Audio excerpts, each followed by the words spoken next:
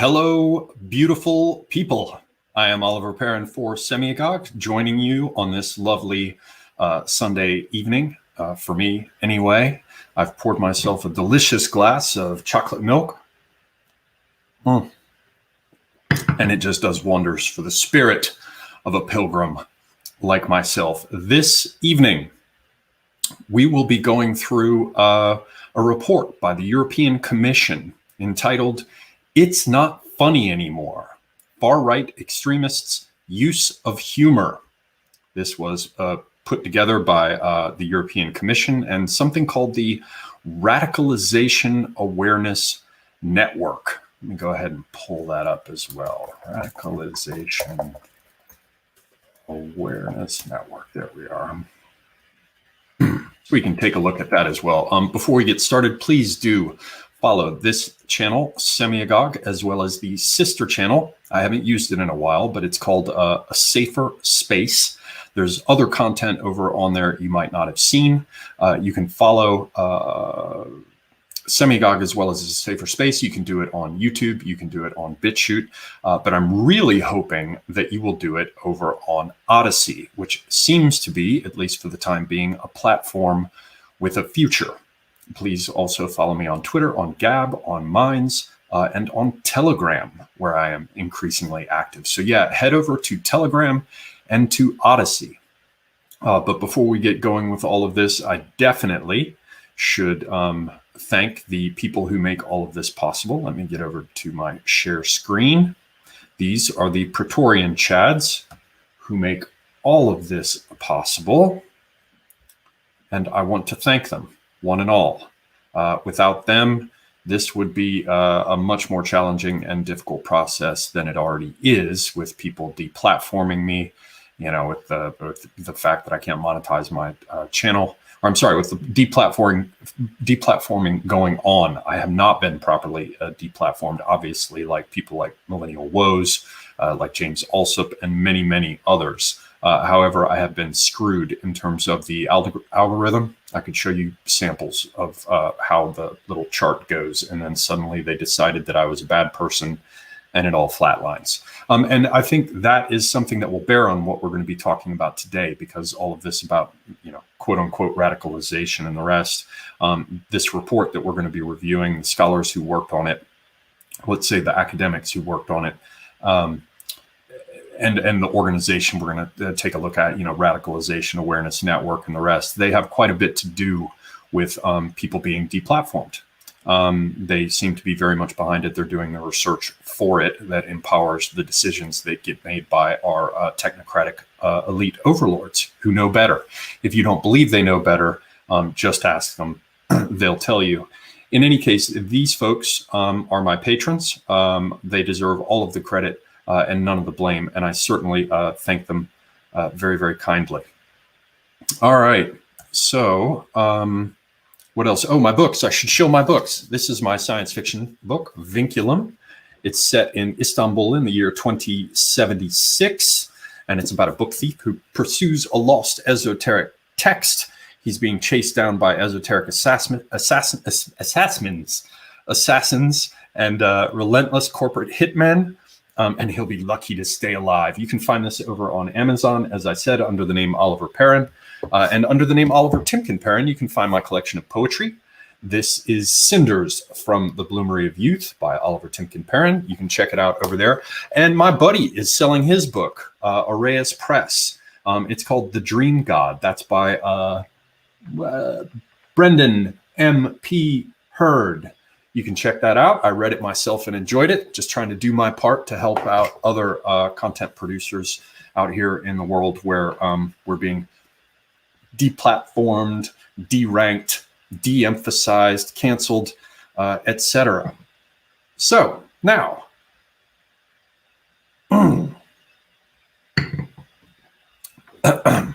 did somebody just say that this is a dress and hat combo that I'm wearing?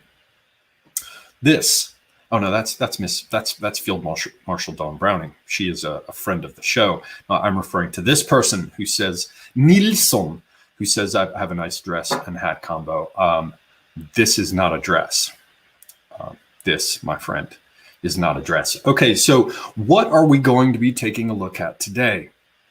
Let me share my screen as I should. I think I need to share a window. How am I going to do this? I need to move all of this stuff over here. Hang on just a second. Sorry, this is a boomer moment. I should have prepped all of this stuff properly. But I need to put them on this other screen that I properly share. Mere moments. This will give everybody time to get into the room. For those who didn't catch the very beginning, we're going to be taking a look at this new report that came out that is deeply amusing. And it's also a good way to take the rectal temperature of them in terms of how they're trying to mobilize their forces and silence people who disagree with them, all in the name of the open society. Of course, because irony is something they don't properly understand. Cognitive dissonance is something that they've long ago learned to accommodate, like rainbow-colored butt plugs. Okay, so can I share it over here? Let me get up here. Now it's all open on screen. Let's see how this goes. Okay, did it change? I just clicked it. What the hell's going on? Add the stream. There we are. Okay, ladies and gentlemen, hopefully you can see this. By the way, is everything good with the audio? It's rather late for me to ask, but audio and video, are they acceptable? Please let me know in the chat. I don't know why I ask. It's probably just to make myself feel better because it's not like I can do anything about it. Okay, so yeah, this is the report we're going to be taking a look at, entitled "It's Not Funny Anymore: Far-Right Extremists' Use of Humor." As I said, this was put out by the European Commission and the Radicalization Awareness Network. The authors are one Mike Felitz. I always get the IE versus EI in German mixed up, but it's either Mike Felitz or Mike Felitz, and one Reem Ahmed. So let's take a look at these authors right quick and see what we can learn. This is Mike Felitz, I want to say. Yeah. I don't know. No, Felitz. It must be Felitz. Someone who speaks German can let me know how to pronounce the I and E as opposed to the E and I. Anyway, this fellow, this kind gentleman, is a researcher at the Jena Institute for Democracy and Civil Society. Civil society, that's an indicator. Civil society. I wonder who funds things related to civil society. He's a doctoral candidate in the Department of Political Science at Goethe University in Frankfurt. His specialist research areas are political science, Greece, Germany, violence and terrorism, and digital cultures. Did anybody tell me? Felitz, there it is. Thank you, Cato. Mark Felitz is a researcher. I would not want to mispronounce his name. The first name sounds Welsh. Mike Felitz is a researcher at the Jena Institute for Democracy and Civil Society and a non-resident fellow at the Institute for Peace Research and Security Policy at the University of Hamburg. He studied political science, history, and peace and conflict research at the universities of Jena, Marburg, and Athens. He is completing his PhD at Goethe University in Frankfurt am Main. Since 2018, early career research fellow at the Center for Analysis of the Radical Right. And since 2019, he has been a part of the International Expert Network of the Center for Research on Extremism at the University of Oslo. His work focuses on social movements, digital cultures, radicalization, and far-right extremism from a transnational and comparative perspective. His current work at the IDZ deals with the consequences of deplatforming for far-right extremist groups and the regulation of platforms dealing with hate speech online. Let's take a look at our friend Reem Ahmed. Since December 2020, Reem Ahmed has been working at the IFSH as a researcher as part of the BMBF project, Configurations of Social and Political Practices in Dealing with Radical Islam.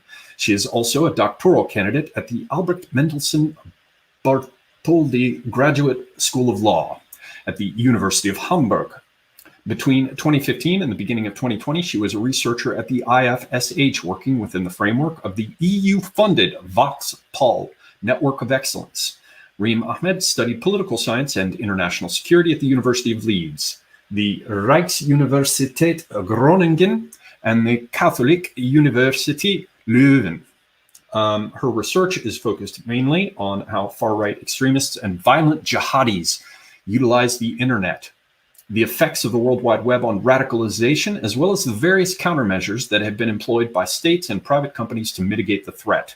Her current work at the IFSH, within the context of the KURI project, examines the tensions between preventive and criminal law approaches, preventive law, in dealing with Islamist extremism.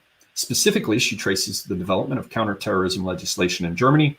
In her interdisciplinary dissertation project, Reem Ahmed analyzes regulatory responses to online extremism in the United Kingdom, Germany, and the EU.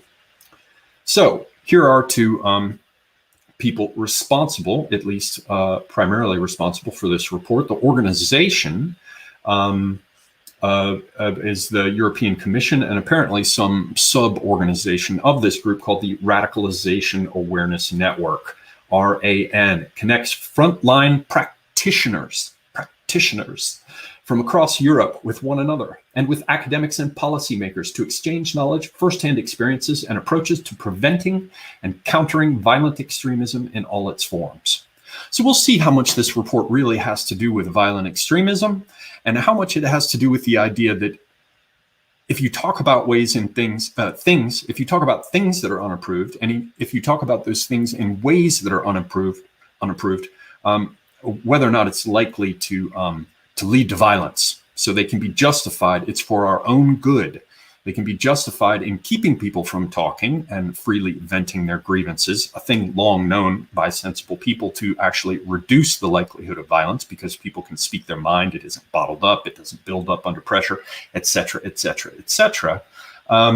We'll see how much this paper has to do with silencing people for our own good as opposed to actually dealing with any real violence. So let's take a look at what we have here. All right, it's not funny anymore. I mean, I can't help but observe at the beginning. I haven't read this whole thing. I scanned it briefly. We're going to go through it together, ladies and gentlemen. We're going to do this together. You and I will take this journey together. I have only scanned it. I've waited. I have saved myself. I've maintained my virginity. This is our wedding night, and together we will indulge in the pleasure of the text presented to us here. However, I did notice that the funniest, the most ironic thing, the irony of ironies about this report is that it's really one long leftist meme, which means it's got too much fucking text, as we all know. And at the end of the day, like all leftist memes, it's not funny. So let's take a look at this thing. I think I'm going to go ahead and maximize the screen a little further so you can read the text better. And somebody's saying I'm stealing somebody's shtick. Somebody, Teal Deer's shtick? I don't even know who Teal Deer is. I'm not a thief of shticks. The only shtick I've stolen is Dangerfield's. Before I launch my videos, I write going live, now, which I stole from him. That is the only shtick I have stolen, young lady. Okay, so I'm gonna make this full screen. Hopefully that will help to hide when I spill my chocolate milk down my chin. That really does taste delicious. So let's get into this, shall we? I'm going to scroll down here. It's not funny anymore. Far-right extremist use of humor. It only reflects the views of its authors, not the European Commission. That just seems like straight legalese. So let's jump right into this. Humor has become a central weapon of extremist movements to subvert open societies and lower the threshold towards violence. Okay, so straight out of the gate, open society. You know where that's coming from. In the very first sentence, they want to indicate who their patron is and on whose behalf they're swinging their hatchet. And they immediately indicate in the very first sentence that this is all about lowering the threshold towards violence. So they've said it straight out of the gate that if people can essentially be funny, then it lowers the threshold towards violence. Imagine that. Think about the release that comes with laughter. this is so dark in so many ways that I'm just going to have to pass over a lot of this. Just be aware that there are going to be many spots during which, in the course of this, during which I would like to, during the course of this, where I would like to stop and note either the irony, the paradox, the utter contradictions, the elitism, the sneering bourgeois rejection of those they see as not being equal to them in their standing and knowledge, and the patronizing, the patronizing snottiness of it. But what's very important, the very first sentence, they said it's all about open societies, and they've set the stage for their argument, which is that if we allow people to be funny, there will be violence. So you can't make jokes, otherwise people will get hurt. So especially within the context of a recent wave of far-right terrorist attacks, we witness playful ways in communicating racist ideologies. As far-right extremists strategically merge with online cultures, their approach changes fundamentally. This trend has been especially facilitated by the so-called alt-right and has spread globally. This predominantly online movement set new standards to rebrand extremist positions in an ironic guise, blurring the lines between mischief and potentially radicalizing messaging. There's no straight humor here, right? It's mischief is at one end of this continuum, they would have us believe, and the rest is potentially radicalizing messaging. There's nothing about just humor. The result is a nihilistic, if you prefer, form of humor that is directed against ethnic and sexual minorities and deemed to inspire violent fantasies. Deemed by whom? Even over on Wikipedia, which has the lowest academic standards of anywhere on the planet, although I haven't been in a university for quite some time, so I may well be disabused of that notion, deemed to inspire violent fantasies. Deemed by whom? I don't see a citation. And eventually action. So they say because they say it, that making these jokes is deemed to inspire violent fantasies and eventually action. So when I laugh at a joke, I actually am indulging in a violent fantasy. Yeah, okay. I get the sense that this entire paper is going to be best summed up as that old joke about how many radical feminists does it take to screw in a light bulb? And of course, the answer is one, and it's not funny. That seems to be where we are. Nihilistic form of humor, violent fantasies, eventually action. This paper scrutinizes how humor functions as a potential factor in terms of influencing far-right extremist violence. Now, I want you guys to stay on this. Let's see if this paper really does scrutinize how it leads to violence, or does it just say it does? Let's find out. We'll see about that. In doing so, we trace the strategic dissemination of far-right narratives and discuss how extremists conceal their misanthropic messages in order to deny ill intention or purposeful harm. See, it isn't what we say we mean. We're just pretending that we just want to be funny. Actually, we're nihilistic. We're indulging in violent fantasies. We want to move to extremist violence, and our messages are, again, misanthropic. And we're all about ill intention and purposeful harm. It's like they just came straight out of the gate shitting all over everyone. And of course, it's no surprise. So they go on to say, these recent developments pose major challenges for practitioners. Practitioners of what? Practitioners of censorship? Practitioners of social engineering? We're left to wonder. They continue, as a new generation of violent extremists emerges from digital subcultures without a clear organizational center, prevention strategies need to renew focus and cope with the intangible nature of online cultures. Odd that they say cope there. Let's move to the introduction. Humor in the context of preventing and countering violent extremism has largely been discussed as a means to combat extremist ideologies. Various counter-narrative campaigns have deployed humor to question the authority of extremist groups and ridicule their ambitions. Even though it is difficult to measure the effectiveness of such campaigns, research has shown that such endeavors are appropriate to spin, they say that, spin, democratic alternatives for affected youths. Thus, the potential of humor as a means of persuasion and disengagement is acknowledged by a variety of actors. Yet much less attention has been paid to how humor is utilized by extremist groups and subcultures as a means of recruitment. Now, they said that there's no center. It's difficult to indicate that there are any forms of organization. So again, we have one of these dangling weasel words, recruitment. They've been recruited, which of course conjures images of people being issued weapons and given boots, and they're folded up BDUs and their uniforms, and they march in step and they learn to sing cadences, except it's not that. There's no such thing. So once again, this is a deeply, deeply dishonest bit of semantic framing. Anyway, addressing this gap in what is this called? Preventing and countering violent extremist research and practice has become an urgent issue, especially in light of the digitally mediated wave of far-right terrorism that has struck Christchurch, El Paso, and Halle, among others. Digitally mediated. Is that what it was? Digitally mediated after the fact, certainly.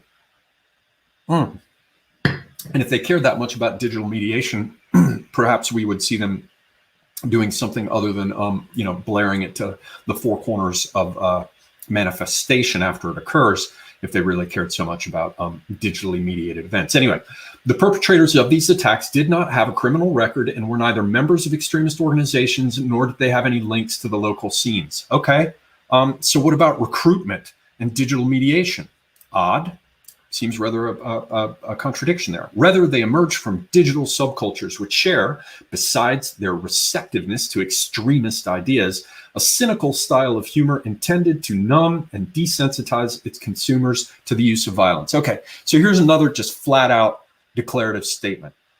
The reason everybody online is being funny is not because they think it's funny and want to laugh, and not because they want an outlet so that they are not resentful and violent.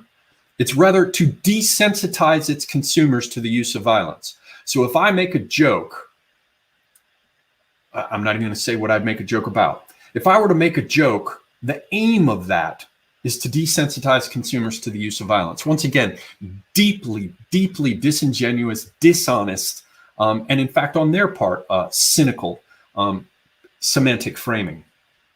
They go on to say in their manifestos, the terrorists consequently adopt expressions from meme cultures and online milieus. In particular, image-based forums such as 4chan and 8kun, previously 8chan, developed as places from where extremist messages with humorous and ironic underpinnings spread into the mainstream, thereby making it increasingly difficult to distinguish between organized action and individual acts of provocation. Well, we already know that they have no desire to distinguish organized action and individual acts of provocation. They want to lump them together as people who are just seeking to desensitize consumers of humor to the use of violence.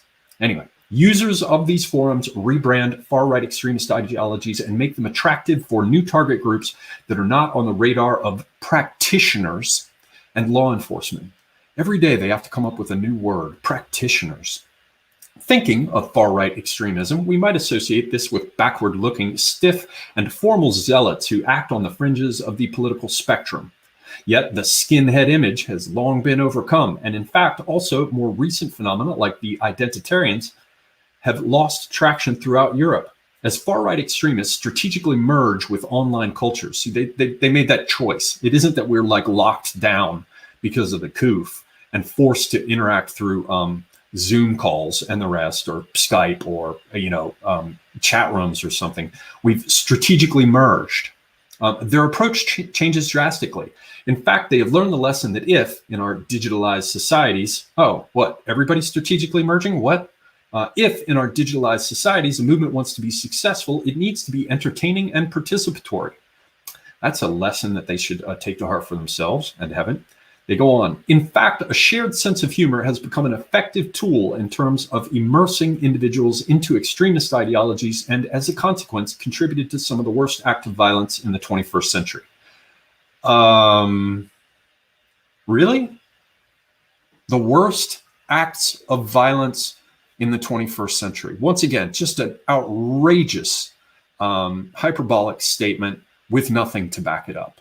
And of course, that's par for the course here.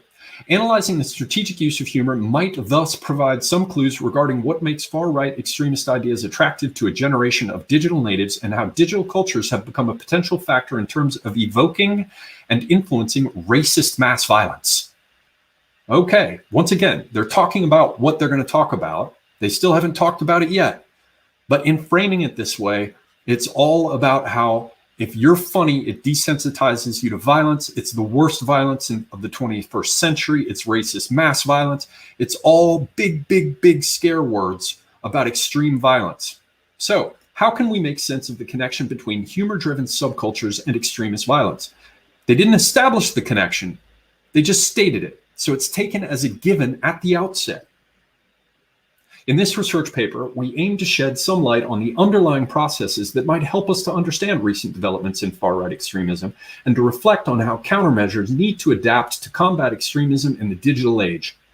We begin with a brief primer on the relationship between humor and far-right extremism, followed by a description of the recent conflation of online cultures and far-right extremism. Listen to him, recent conflation.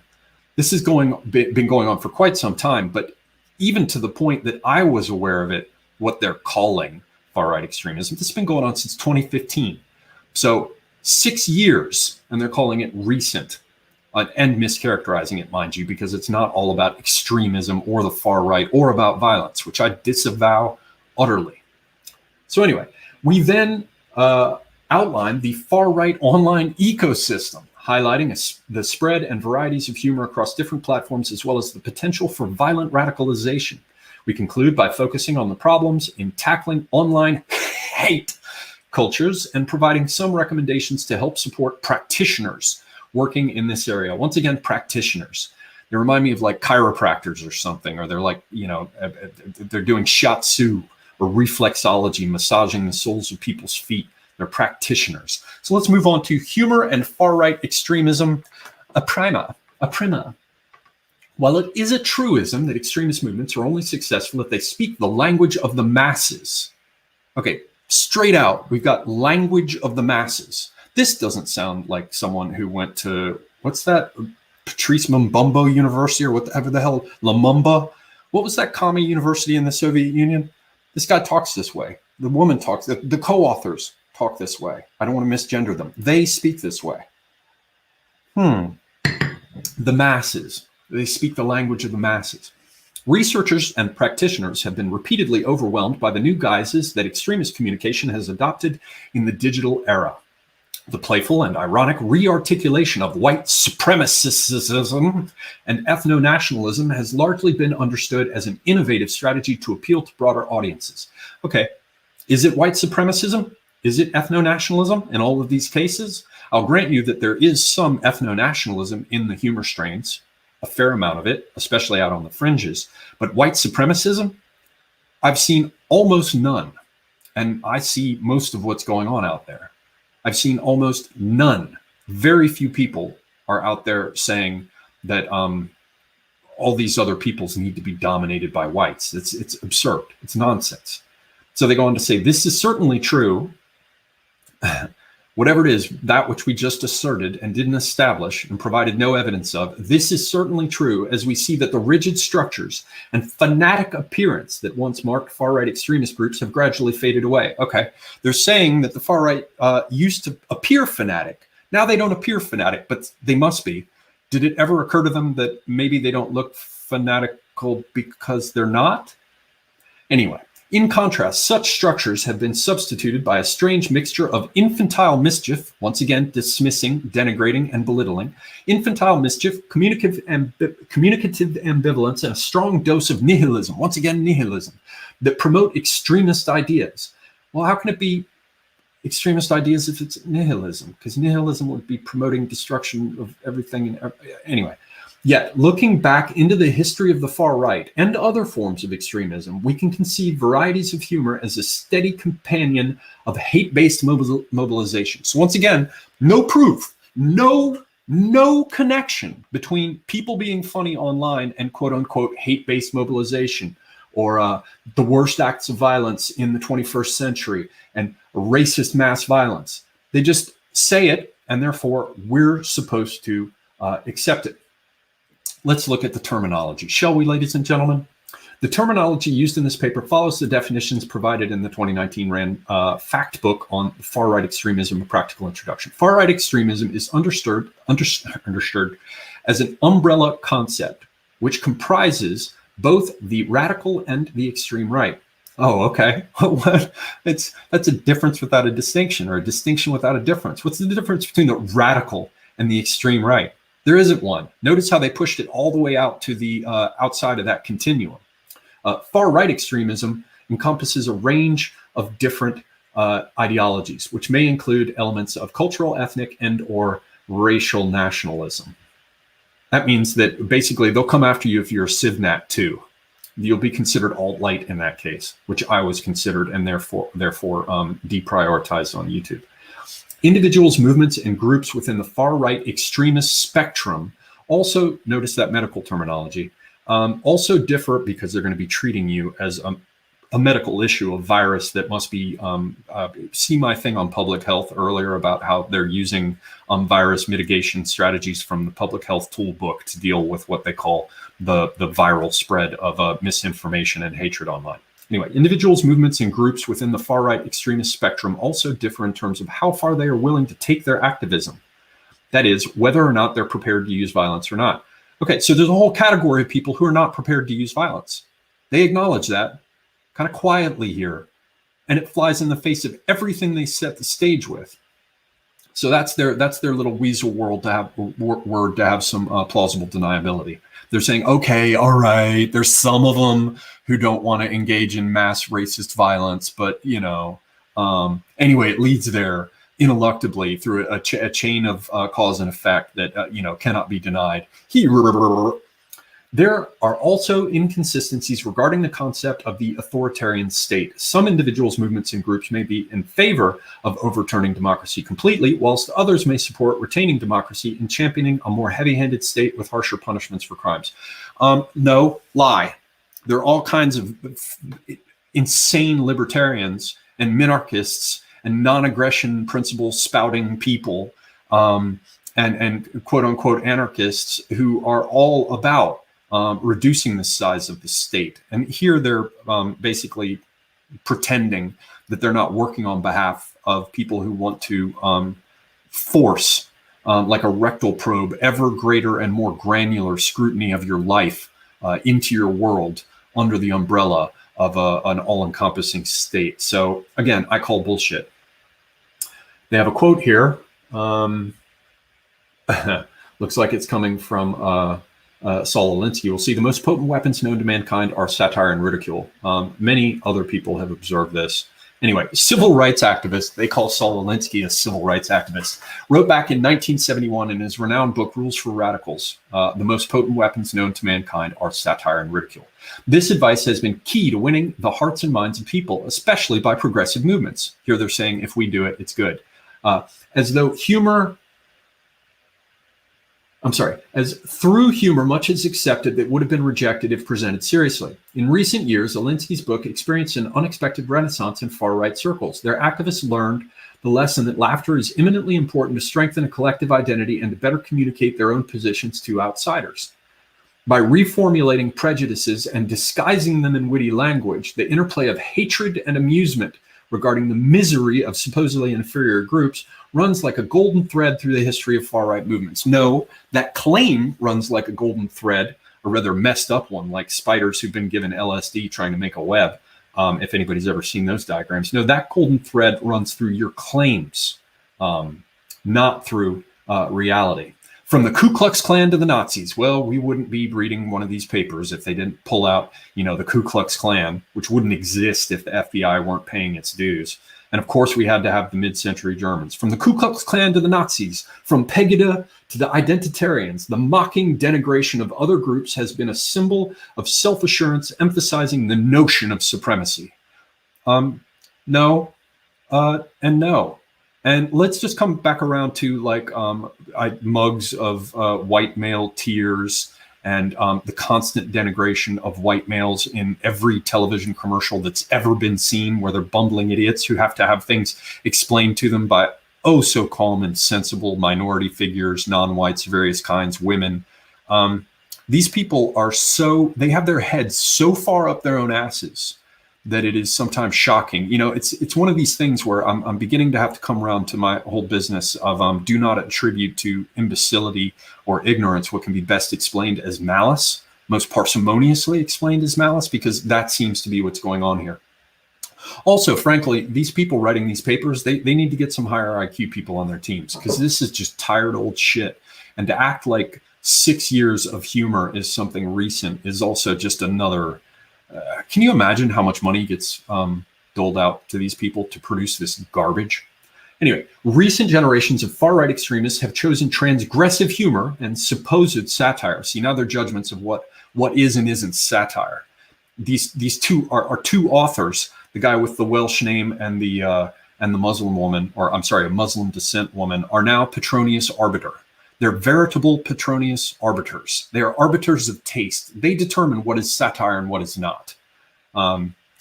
It's just disgusting. Anyway, recent generations of far-right extremists have chosen transgressive humor and supposed satire as central weapons in the fight against liberal democracy and its political correctness, which is depicted as prudish and patronizing.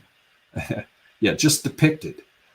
Praising a politically incorrect attitude, humor has been weaponized as a form of resistance against a political culture that is supposedly curtailing free speech. These same people who are going to be discussing ways to ensure that you're not able to speak your mind will make the claim, preposterous as it is, that they're only supposedly curtailing free speech. They go on to say, especially culturally sensitive language has been taunted with vulgar expressions that affect widespread resentments with humorous, that affect widespread resentments with humorous elements. Hence, derogatory statements are given a humorous guise to make them more compatible with the political mainstream. At the same time, it shifted the limit of tolerance further to the right. This dog whistling paid off. Dog whistling, especially in the digital realm, where special literacy is needed to follow certain references. But why does this pay off so well? Before we answer this question or listen to them attempt to answer the question of why it pays off so well, let's take special note of the fact that they indicate that a particular, special kind of literacy is needed to follow certain references. Well, first off, I can tell you they don't have it. Second of all, it's a subculture. They go on to say, in persuasive terms, humor is especially attractive for extremist groups given its effect on the following. 1, emotions. Humor activates repressed emotions, releases inhibitions, and enables an immediate and spontaneous exchange of feelings. Well, by their token, this humor that they want to repress would shut down. It would frustrate and retard, so to speak, the spontaneous exchange of feelings. Something they want, apparently. Cognition. Humor stimulates and activates decision-making processes in changes in perspective and replaces rigid behavior patterns with more flexible ones. Weird. It's almost like they're letting the curtain be dragged away here for a moment. The makeup was wiped off the corpse momentarily here. Can't have people being able to show their feelings. They must repress them. Can't have people replacing their rigid behavior patterns with more flexible ones. No, indeed. Communication. Humor reduces interpersonal barriers. What?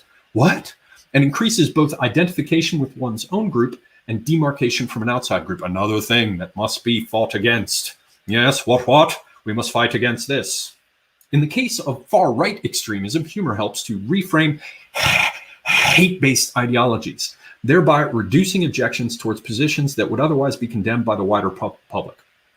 At the same time, it helps to cover up one's own barbarity and to ignore the consequences of one's own rhetoric and actions. You can see how neatly they sandwich together rhetoric and actions as though they're joined at the hip. And they just sort of toss in. They're like, whoa, got a little backhand there. One's own barbarity.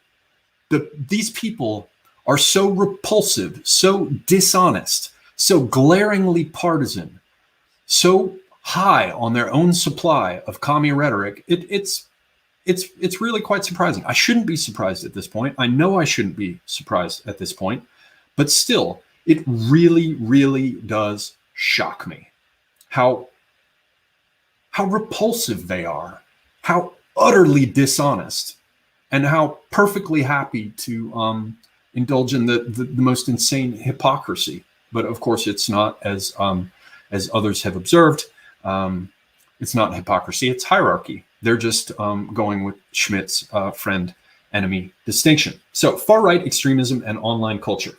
Let me go ahead and change this screen. I don't want you to be able to enjoy the stuff down below before we get to it. So there we are. The relationship between humor and far-right extremism has been reinforced in the digital context, where missing gestures and intonation leave much more space for interpretation to the individual consumer of online content. The internet has been a game changer in terms of organizing, communicating, and mainstreaming. In fact, digital culture, that is the idea that technology and the internet significantly shape the way we interact, bears great significance regarding how extremists reinvented themselves. Clear-cut distinctions between the digital and analog, as well as mischief and bigotry, are increasingly difficult to make. Well, I feel calm. I feel sure that you will let us know what's mischief and bigotry and what's just civil rights activism like Alinsky goes for. Digital culture is based on the core belief that ways of interaction online differ fundamentally from the online world. Is it really? Can you imagine being an academic, a PhD candidate, or someone with a PhD coming out and saying that digital culture is based on the core belief? No, it isn't. It's based on the reality of interacting online, which brings in ambiguity and removes all those cues that they just mentioned, like the nonverbal signals, in terms of the semiotics of it all. They're so stupid. I mean, sometimes this kind of disconnect in a writing style happens when you got two writers who aren't very impressive and they sort of hand off to each other, and then they don't have a third party read their work to make sure that it's clear. But in this case, I think it's simply that they're stupid. So they go on to say, quote, "The internet is serious business," end quote, "has become the ironic meme." Is it really? That's the ironic meme? Not in my experience. Anyway, the meaning of which is actually the exact opposite, which is to say that the internet is not serious business at all, and anyone who thinks otherwise should be corrected and ridiculed. But why should preventing, what's that PCVE fucking, sorry, preventing and countering violent extremism. Sorry, let's get back over here. But why should PCVE practitioners care about these trolls and memes? And what are these memes actually? Now, I want to remind you guys that we were supposed to be hearing about the connection between being funny online and violence. Still haven't heard it. Let's just keep going through it. Maybe we'll hear it. I haven't heard it yet. Okay, so let's hear what these bright people have to share with us. Memes are cultural units of meaning, image, text, or audio fragments. Okay. That develop and spread virally by copying. That's just bullshit. It could be a gesture. It could be a hand movement. Just fuck off. It could be a framing of a shot that carries over between shots, like the two soy boys pointing at whatever it is with their mouths open, that transcends any particular image, text, or audio fragments. They're just so stupid. It's shocking how stupid they are. Memes are cultural units of meaning that develop and spread virally by copying or combining with other units. That sounded smart. It copies or combines with other units. Memes have become so stupid. Memes have become a central means of online communication and can influence how we see the world and thereby shape our views. Internet memes consist of images, captions, or GIFs. GIFs. Anyone can create, edit, or share a meme. No, they can't. They can try, and it'll often suck. And people who don't know how to use a computer can't create, edit, and share memes. Or I guess they could share them.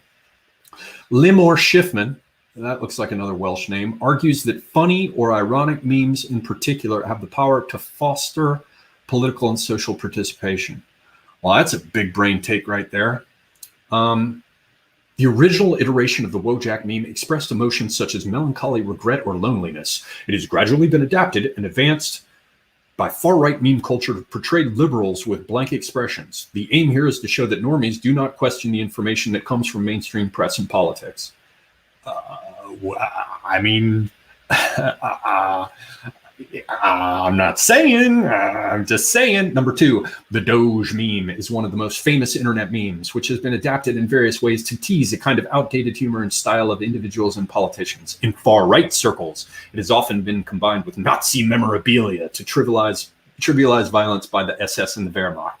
Can you imagine? You got the damn Doge dog meme, and it's so fucking innocuous that they're like, oh my God, this is really an innocuous caption. And somebody's like, Marty, let's get on the phone here. We've got to do something about this Doge meme. How can we spice this up and make it seem like it leads to the worst violence of the 21st century? What can we do here? Mention the SS. Mention the Wehrmacht. All right, 3. The Pepe the Frog meme has been appropriated by far-right online activists. It symbolizes, quote, a kind of superior nonchalance towards others, helping to normalize hostile attitudes towards minorities and political opponents, as well as a kind of anti-elite arrogance and condescension. It has become the icon of the alt-right. Has it really? Who said that? Who said that? Who said that? That's note 12, right? Was that at the bottom of the page? Who said that? Who said that bullshit? 12. Miller Idris. What makes a symbol far right? Oh, we don't have time to go into that. But that would be, oh my God, it's like finding Dookie in the yard where the dog goes out to Duke. You're going to find lots more of it. So we're not going to go there. We're not going to go there. I'm going to control myself. I'm going to restrain myself, ladies and gentlemen. Moving right along. Internet memes are graphics of visual and textual remixes. Sure they are. Sure they are, D'Artagnan. Graphics of visual and textual remixes, shared and widely distributed online. Hello, fellow. You just see the dude with the skateboard, man.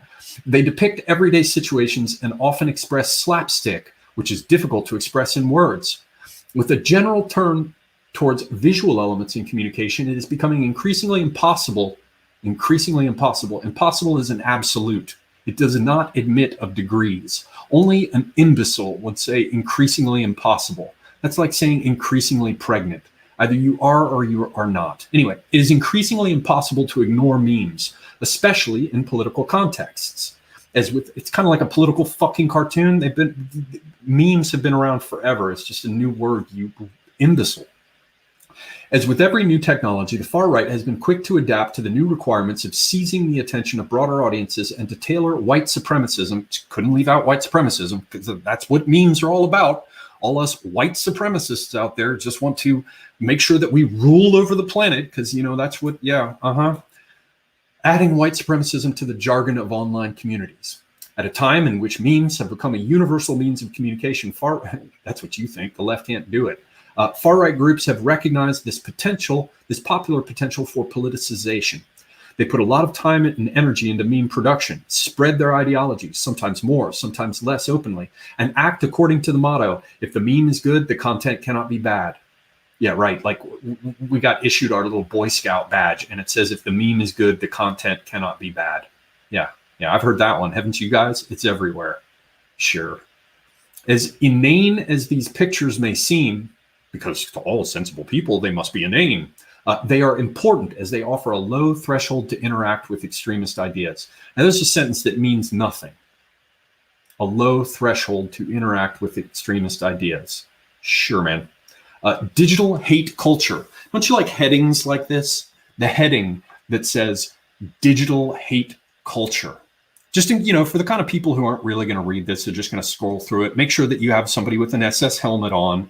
Make sure you mention Wehrmacht somewhere. Make sure it's liberally peppered with the words white supremacy. And make sure you got some headings that say things like digital hate culture. The creation and sharing of memes as a ritual of an imaginary community can foster a feeling of collective belonging amongst those who participate in rather dispersed online networks. In this way, overtly humorous and harmless everyday images shape political worldviews and opinion forming in the cultural pre-political space, beyond great words and complex political manifestos. With this participatory practice, the role of movements and specific organizations changes fundamentally. There's another big brain, Bogarts and Felix, the visual culture of far-right terrorism. As far-right actors are not in the position to control the various streams of hate online, they rather attempt to post-radicalize content that spreads through infamous image boards such as 4chan and 8chan and social media. Consequently, it is often hard to tell if the actors involved are organized or not, and if certain far-right actions are collective or individual. As an organizational center seems to be absent, but perhaps behind the scenes they're doing everything. Extremist tendencies largely function organically online. Sociologist Bharath Ganesh refers to this phenomenon as digital hate cultures. I just coined this term, digital hate cultures, and I think it works. I think it's great. Ganesh. Namely, And I am not racist against Indians or people from the Indian subcontinent or South Asia. I have a Ganesh tattoo on my back, by the way. And I hope people don't think that I'm going after Italians by using Dr. Fauci's Italian accent in various places on here. He's got that New York Italian accent.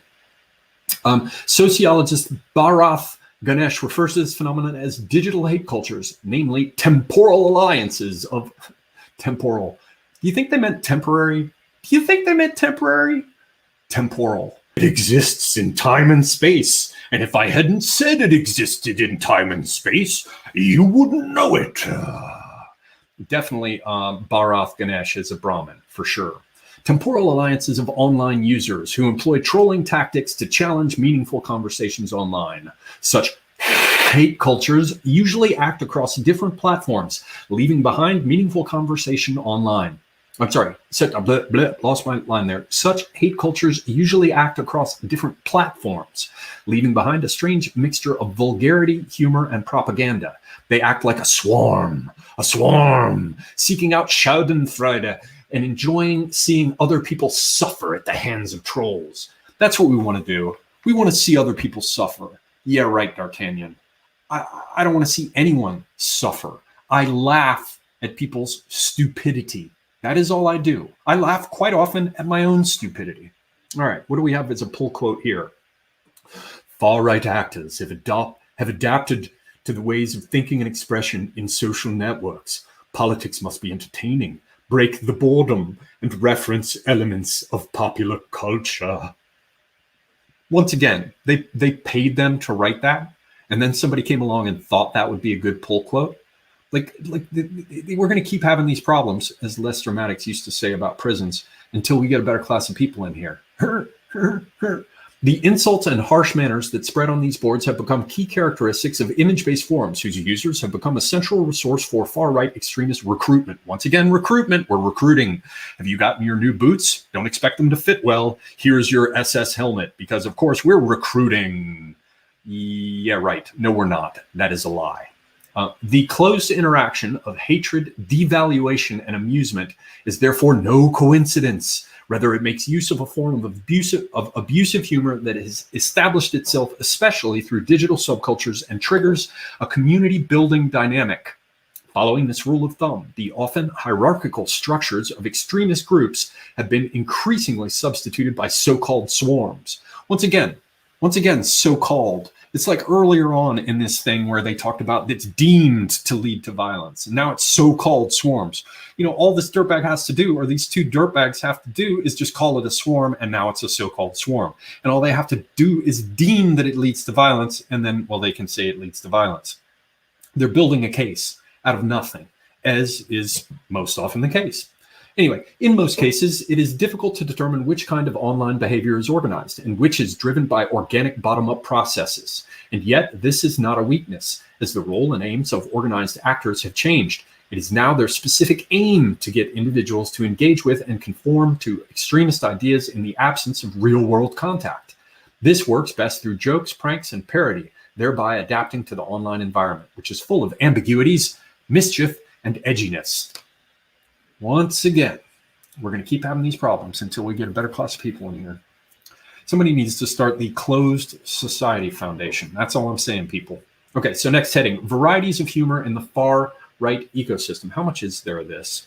How much of this? 9? Are we getting there? Yeah, we're getting there. We're almost done. Extremist narratives are designed to travel quickly within the online ecosystem, spreading their influence across different platforms. Research carried out by Julia Ebner and Jacob Davey on the manipulation campaigns carried out by far-right actors in order to influence key national elections across Europe and in the United States has shed valuable light on how far-right campaigns organized on the fringe platforms travel through the online ecosystem.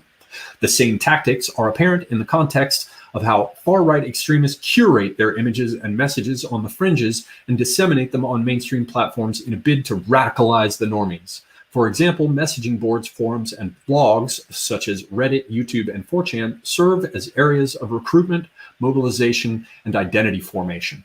Image boards such as 4chan are where memes are created and shared, for example. More coordinated campaigns such as shitposting. Okay. More coordinate. Can you believe that?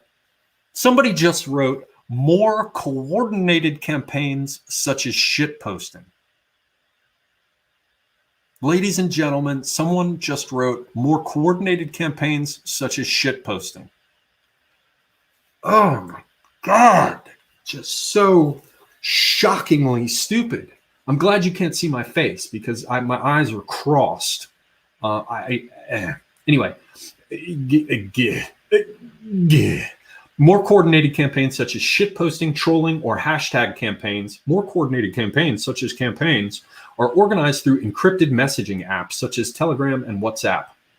These would include, for example, hashtag campaigns to bolster support for populist right-wing parties during elections, or trolling and abusive campaigns against targeted individuals. Such campaigns, whether meme, hashtag-based, or trolling, then trickle onto mainstream social media such as Twitter, Facebook, and Instagram, as well as comment sections on news sites.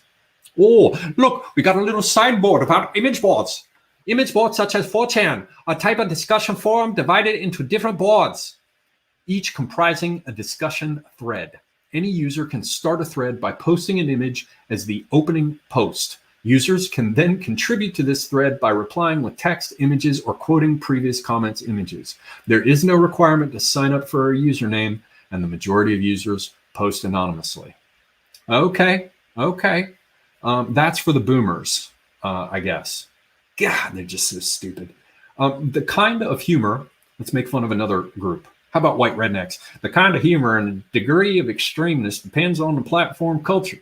As will be shown below, certain platforms demand specific forms of humor, and the potential risks towards de-radicalization, and the potential risks towards radicalization depend on which platforms are being targeted and in which spaces the content's being consumed. Okay, another paragraph that says nothing. Let's just stop. I'm an editor. Both my parents are editors and writers. I'm an editor and writer. The kind of humor and degree of extremeness depends on the platform culture. Okay, fair enough. That's a statement. As will be shown below, certain platforms demand specific forms of humor. Do they? People make bad jokes, stupid jokes, or even don't make jokes on all kinds of platforms. That's a lie. It's false. Certain platforms, potential risk towards radicalization depend on which platforms are being targeted and which space the content is being considered. Okay, they're just saying that if Facebook isn't in charge of what you see or Twitter can't censor it, then there are much greater risks. That's all that's thrown in for. Okay, humor and radicalization on fringe platforms. Within the far-right online milieu, forums, image boards, and messaging apps are filled with hateful content with an ironic and humorous edge. Specifically, humor and irony function as a tool to normalize and trivialize far-right tropes and violence. If individuals are exposed continuously to seemingly playful images with underlying anti-Semitic and racist undertones, for example, these thoughts and beliefs have the potential to be normalized and ingrained within these communities.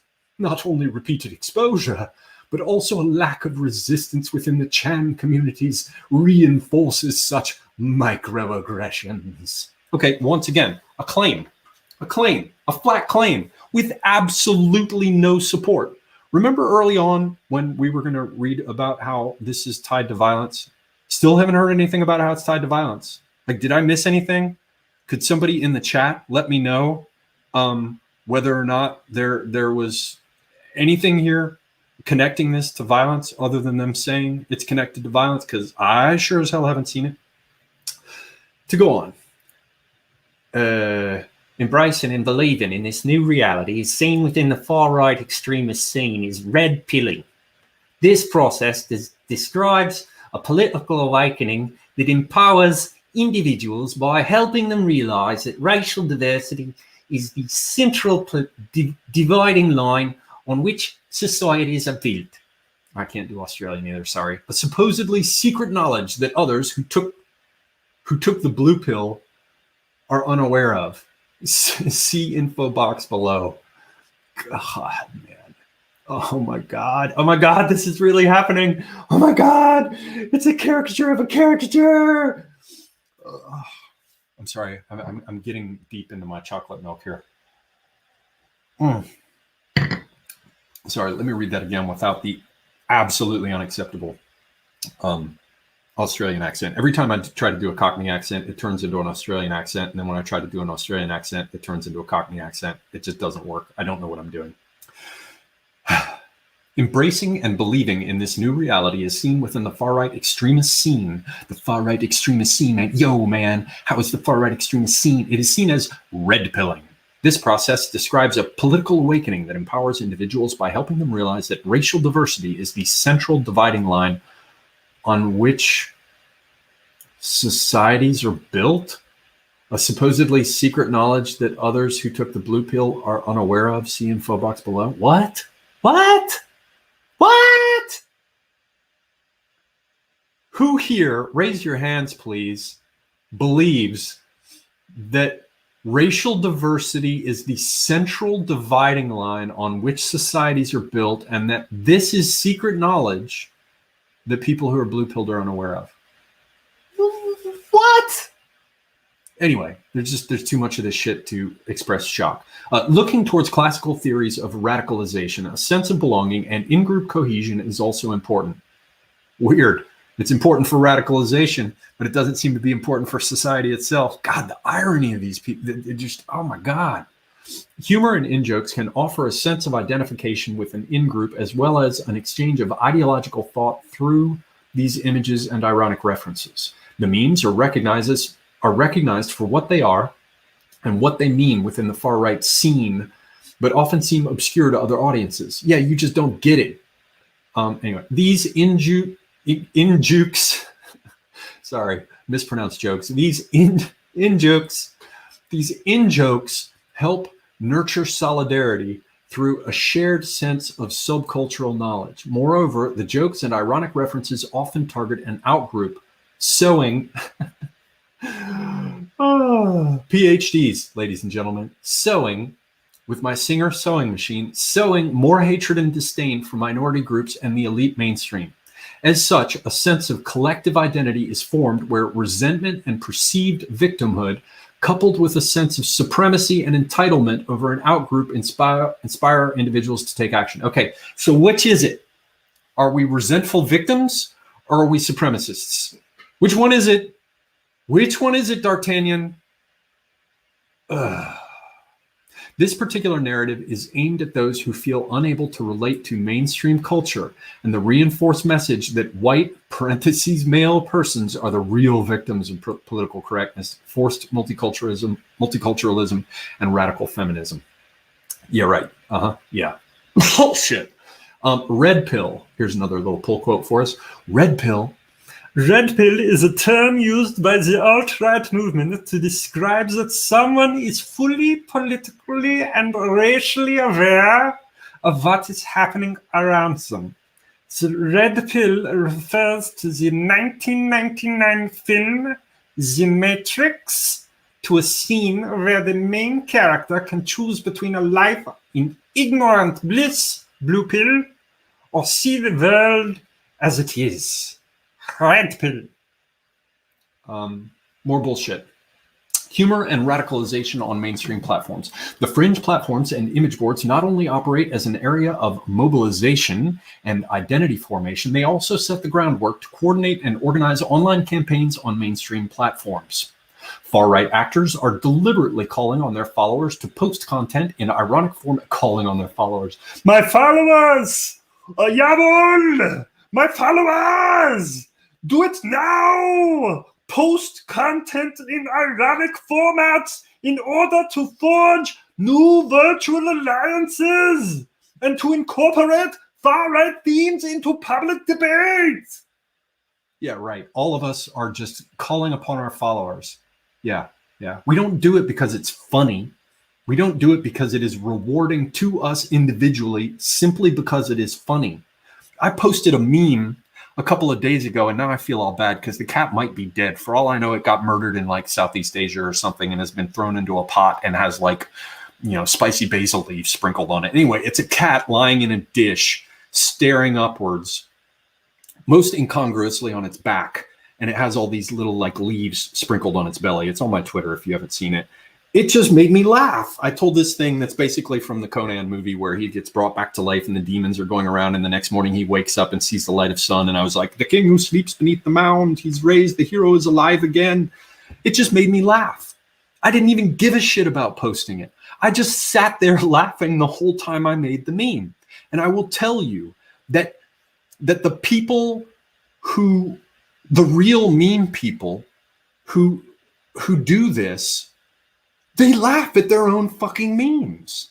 They just laugh at their own fucking memes because they're fucking funny. Can you imagine? I'm calling on my followers. Mach schnell. Just fuck off. All right, I'm getting a little too worked up. In this sense, satire and irony can also be used as a strategy to slowly shift the public discourse and widen the Overton window of what is considered acceptable or not. That's just bad English. I would say widen the Overton window of what is considered acceptable. Why put or not? It's just such sophomoric crap here.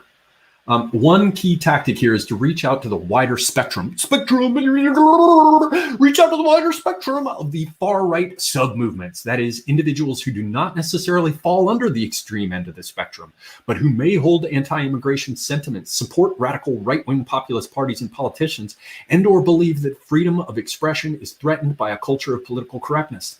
Amongst the extreme right, these sub-movements are referred to as the normies. Potential target audiences that can be radicalized through exploiting the above grievances. Huh? Anti-immigration members of radical right-wing populist parties are not generally considered normies. They're just so stupid. They're just so shockingly stupid. I'm going to have another, hang on. I'm going to have another sip of my, oh my God.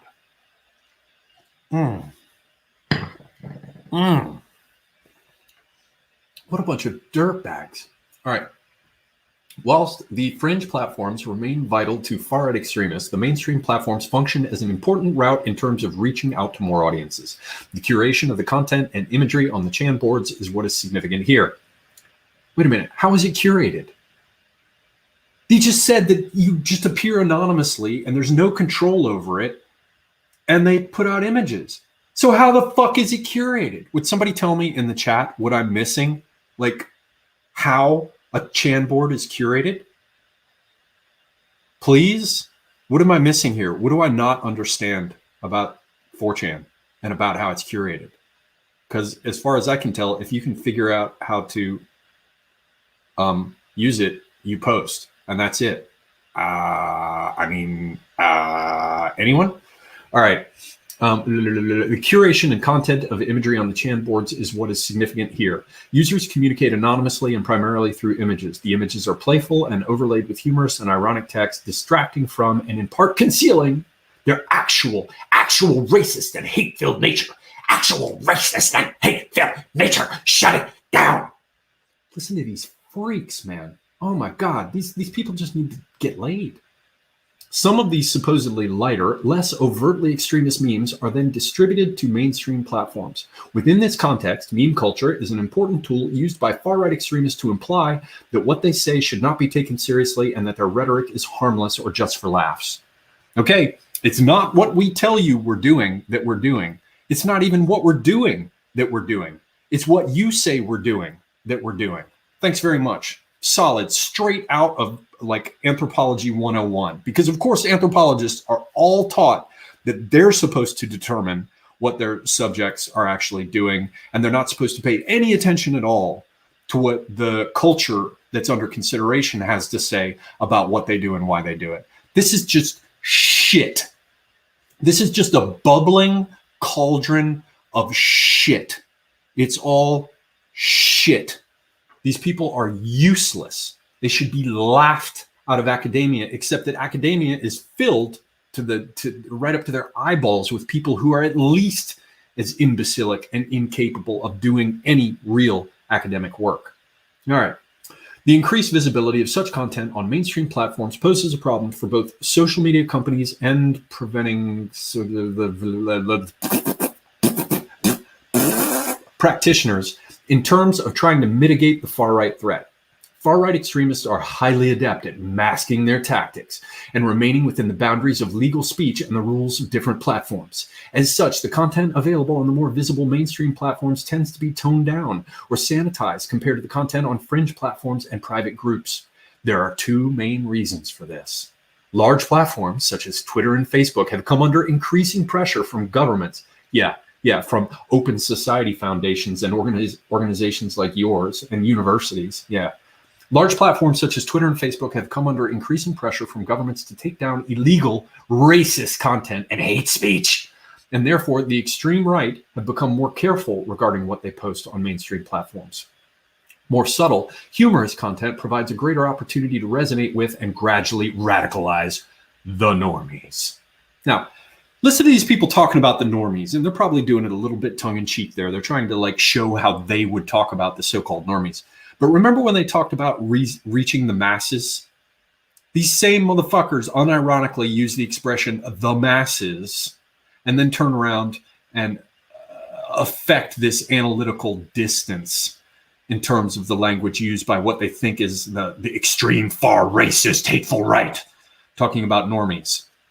So I'd like to one of these, room temperature IQ people to explain to me what's truly different about the so-called racist far right, extremist far right saying normies and these commie bitches saying the masses. Huh? Go on, explain it to me. I'm waiting. We'll see. What do they have to say? So, meme campaigns that find their way onto mainstream platforms from the fringes expose far-right extremist content to those who may be susceptible or at risk. At risk. Now, I want to tell you guys again, go and watch my absolutely brilliant, my absolutely excellent clip on public health and the way in which it's the one that has that damn Warhammer game image of the diseased rat priests or whatever. I can't remember exactly what it's called, but go watch that because I cover this, and this is, hell, it's probably getting close to a year now that I did that clip, and I discussed extensively how they're going to take the language of virus mitigation and apply it to people and their ideas. We are the virus, ladies and gentlemen, and so they want early detection. They want confinement. They want mitigation of spread, and then they want eradication. That's what they want for you. And so it's only natural that they would refer to people being exposed to our viral thought. Remember, virus comes from an old word that means poison, that they would refer to anyone exposed as being at risk. So this is part of their exposure and spread mitigation. So these at-risk people, i.e. potentially sympathetic to far-right ideas, but not deep into the fringe platforms. They go on to say, as these memes are humorous and ironic, they are more likely to attract a higher level of engagement. This is a more subtle and top-down way of potential radicalization, which could lead to a greater level of immersion into the extreme right fringes. As Alex Marwick and Rebecca Lewis note, the milder memes are intended as a gateway drug to the more extreme elements of far-right ideology. Jesus fucking Christ. Humor and radicalization via messenger apps. I'm sorry, somebody probably came to them and said, make sure that you say something about how we have to shut down Telegram. So anyway, along with a general shift of communication towards private messenger apps, far-right extremists are so-called far-right extremists are increasingly making use of messenger apps to spread hateful content and crude humor. Deplatforming from social media platforms, see the info box below, as well as the privacy and security features such messenger apps afford to extremists, are some of the reasons for this shift. No, the reason for the shift is that you shut us down and threw all of us, so-called, it's a lie, so-called far-right extremists, you threw us off your platforms and pushed us into a ghetto and canceled us. That is why we are on those platforms. I don't want to be on Telegram. I'd much rather be on Twitter and YouTube, to be entirely honest. Much superior products, much superior platforms, right? Anyway, while they share a lot of content in internal groups, which is intended to be distributed in other contexts, harmful content strategically spreads in broader, more public chat communities. For example, in messenger groups of sports clubs, working groups, and school classes. Yeah, harmful content spreads in school classes. Teachers especially are often stunned. They're stunned. Oh God, stunned when they discover what type of content is being spread and disguised as humor. It's not really humor. It's not funny. You just think it's funny. And allow us to explain to you what is and isn't funny. This young D'Artagnan is not humor. It's something disguised as humor. In fact, it is not necessarily internet-savvy political activists who use these platforms to share edgy images, trying to present themselves as taboo breakers. Instead, it is often regular youngsters trying to attract attention with offensive material that many people might not immediately characterize or recognize as extremist. So they just said the whole time that this is far-right extremists who have subverted these other platforms with malice aforethought in order to recruit and drive people to violence. And now they say, in fact, it is not necessarily internet-savvy political activists who use those platforms to share edgy images, trying to present themselves as taboo breakers. Instead, it's often regular youngsters trying to attract attention with offensive material that many people might not immediately characterize or even recognize as extremist. So which one is it? Fuck. Such inconsistent liars. Anyway. Without necessarily intending to do so, these young people contribute to the spread and normalization of extremist ideas. As Cynthia Miller-Idris, oh, what a story that hyphenated last name tells. Anyway, as Cynthia Miller-Idris rightly points out, they mean to provoke or offend, and the meaning can come later. God. Okay, so I don't even remember what this PCVE shit means, but yeah, preventing something violent extremism, blah, blah, blah. Challenges. As we know from everyday interactions, humor and irony are sometimes difficult to decode. Yeah, particularly for you. You're swimming in a sea of your own irony, and you can't decode it. This becomes even more problematic when trying to analyze humor in the online space, where the irony is celebrated as a core countercultural element. Playing with exaggeration and irony and the reactions from the various audiences are an essential part of the provocative playbook. Thus, it is very difficult to regulate and counter digital hate cultures. There are no clear-cut boundaries of what exactly should be countered, as many of the memes circulating on mainstream platforms appear harmless and often lie within the boundaries of the law and or the platform's rules. Here we come to the rub, ladies and gentlemen. Here we come to the rub. Thus, we are often dealing not with obvious illegal content, but rather potentially radicalizing content, which can be difficult to identify and even harder to take down. The popular idea of attempting to counter extremist humor with a form of alternative humor has proven very difficult in this context. This is the funniest thing ever. Actually, I heard about this. I have to give a shout out to Penro, who seems to be quite a bright guy. I follow him over on Twitter. I think you can find him on YouTube as well. I've watched a few of his videos. I recommend his channel. Penro is the first one who circulated this, and he had already read the thing when he did so, I believe. And he pointed out that this is basically, this report is all about how the left can't meme, and they know it. And this sentence in particular really, really does just emphasize that. The popular idea among you guys anyway of attempting to counter extremist humor with a form of alternative humor has proven very difficult in this context. Indeed it has, hasn't it? Oh my, I wonder why. Far-right digital subcultures tend to be immune against democratic intervention as they are skeptical of any outsider intervention. What does that mean? What does that even mean? Far-right digital subcultures tend to be immune against democratic intervention as they are skeptical of any outsider intervention. Basically, that means, well, we can't change their minds. So really, you have to take these two sentences together, which is what I think Penro probably did. Whoops, I went a little too far there. Let's see if I can just grab here. This sentence and this one. The popular idea of attempting to counter extremist humor with a form of alternative humor has proven to be very difficult. Yeah, you're not funny. Far-right digital subcultures tend to be immune against democratic intervention. No, they're not immune against quote-unquote democratic intervention. They're immune against arguments that are fucking ridiculous, that are just blatantly forked-tongue bullshit. So they go on to say, without speaking the harmful language of these insular communities, it is difficult to make counterarguments heard. Moreover, given that many of those within the far-right extremist spectrum again, medical term, claim that they are the victims of an elitist conspiracy that aims to weaken or erase Western culture and or white people, democratic intervention from the very people who they see as enemies is met with resistance.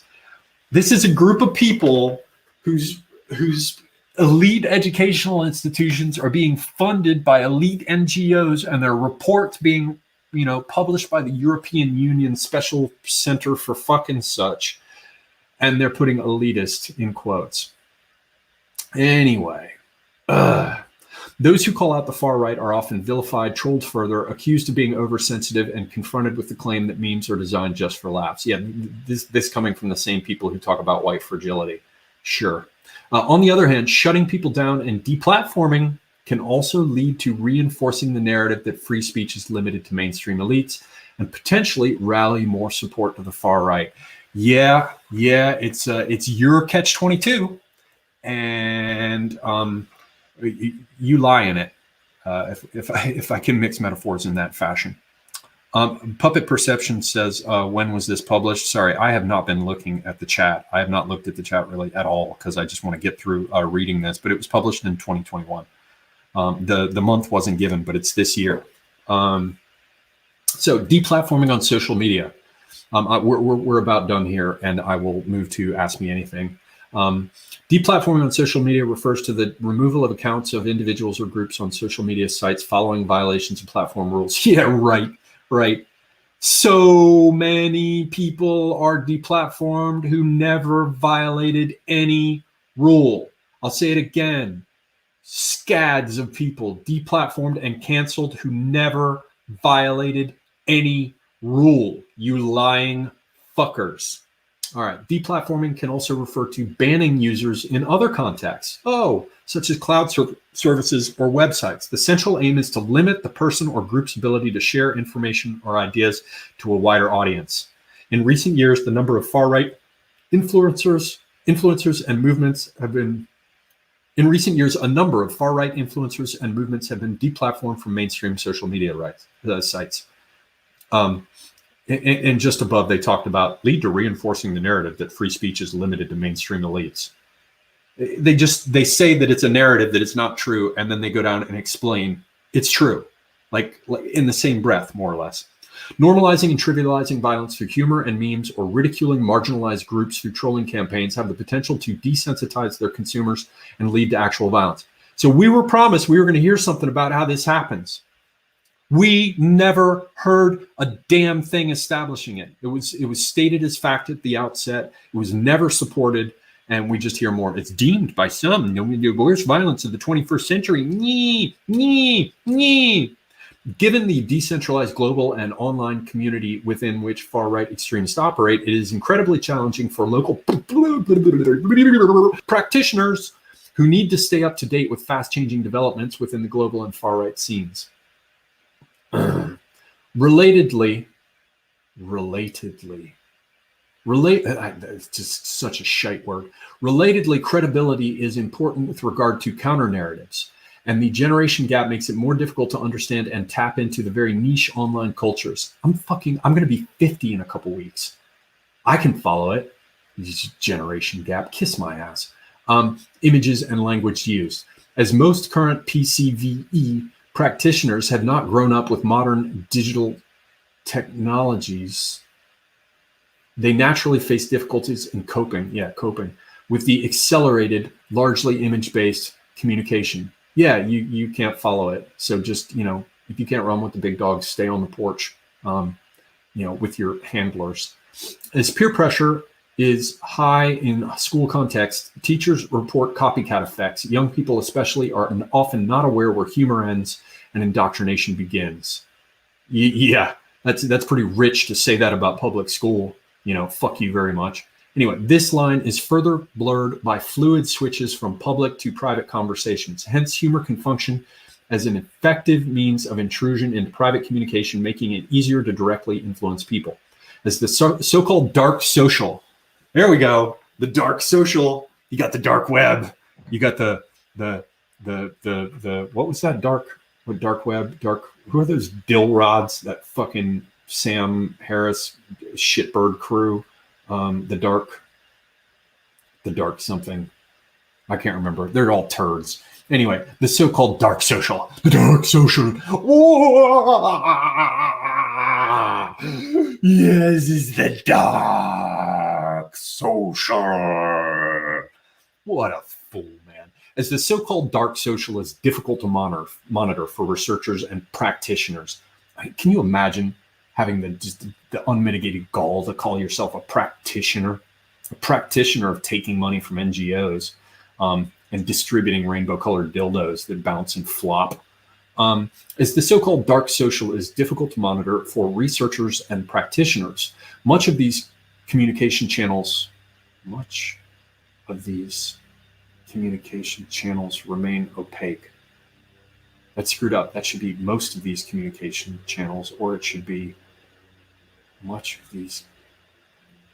There's something wrong with that. Much of these communication channels remain opaque.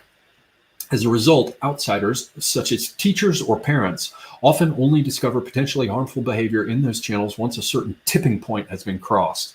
The tipping point. The tipping point. Hence, facing a new tech-savvy generation of far-right extremists that has become attuned to the language of digital cultures, PCVE practitioners lag behind and are, if at all, mostly reacting to new trends instead of proactively setting up trainings and reconsidering and adapting existing practices in the digital context. Yeah, get used to it, motherfuckers. This divide is largely caused by a generational gap. Well, I'd also add, if I could raise my hand at the back of the class, I would also add that this divide is also caused by you being stupid. Anyway, this divide is largely caused by a generational gap, while far-right influencers address especially millennials who grew up with digital technologies. Practitioners often underestimate the role of digital and meme cultures as they are not important in their everyday life. Nevertheless, there are ways to stem the viral power of far-right messaging cloaked in a humorous guise. Below, we outline some recommendations to help overcome these challenges. Let's see, how much of this shit is there left? All right, I'm going to do this fast because we're about to come up on running out of time for talking about it. Okay, so improve literacy. Key element of humor to draw a line between those who understand and those who look foolish, as well as between those who laugh about others and those who are humiliated. In fact, humor is a social practice that bears several excluding mechanisms. As such, demands specialized knowledge to make sense of it and react appropriately. To determine if one likes the jokes or not, it is especially difficult to cope with the complex dynamics of humorous memes without a profound knowledge of the language and practices of online cultures. This requires the following. Develop and support more resources aimed at understanding vibrant online cultures that far-right actors take advantage of. See, just right over here, they step right over to saying that far-right actors take advantage of the vibrant online cultures. They refuse to acknowledge that the far-right, so-called far-right actors created many of these vibrant online cultures. So fuck you very much. Improve literacy with regard to memes, codes, and symbols online to appear authentic when engaging with young people. It means learn. We're going to learn how to do what you do. Don't worry, Bastian. We are going to learn how to do what you do and will be so funny at it that, yes, all you young people will love it. Yeah. Oh. Build effective partnerships with the technology sector and researchers to develop knowledge on new developments. That just means come up with ways to get people to give us money. Monitoring and exchange. Once literacy on the extremist underpinnings of strategic humor is established, the next step is to closely monitor dynamics around far-right meme cultures. Online cultures quickly develop into extremist movements, as seen in the conspiracy cult around QAnon and anti-government militia in the United States, known as the Boogaloo movement. Oh my God, will that never go to bed? This Boogaloo that never existed?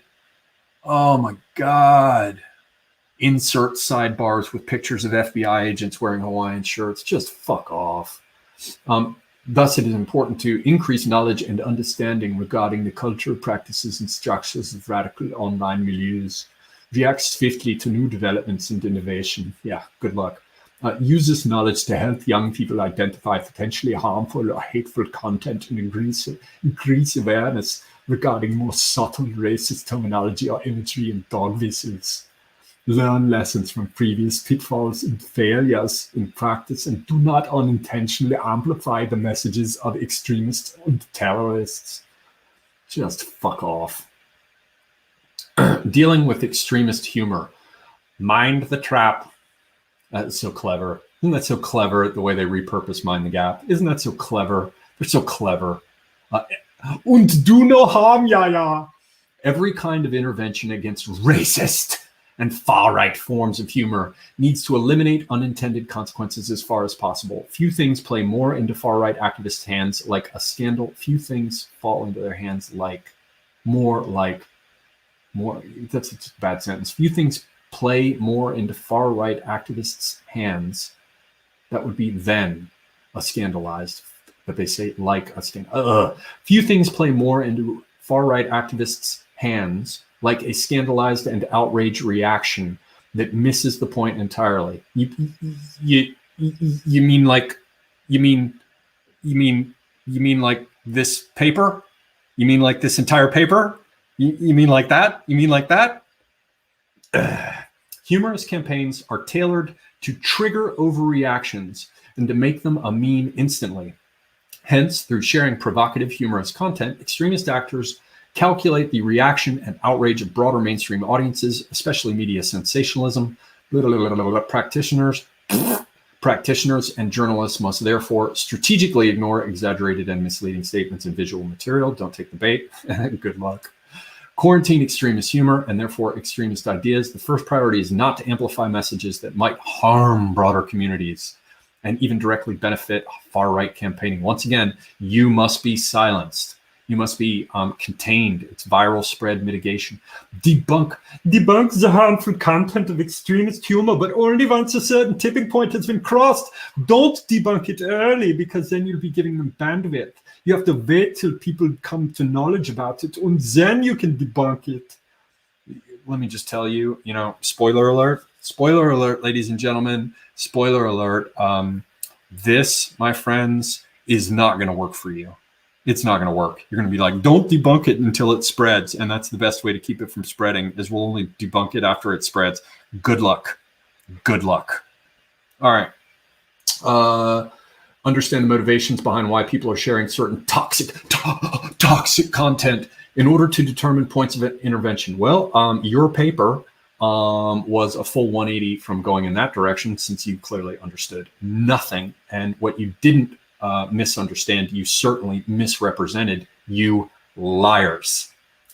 Point out the sources of harmful ideological content.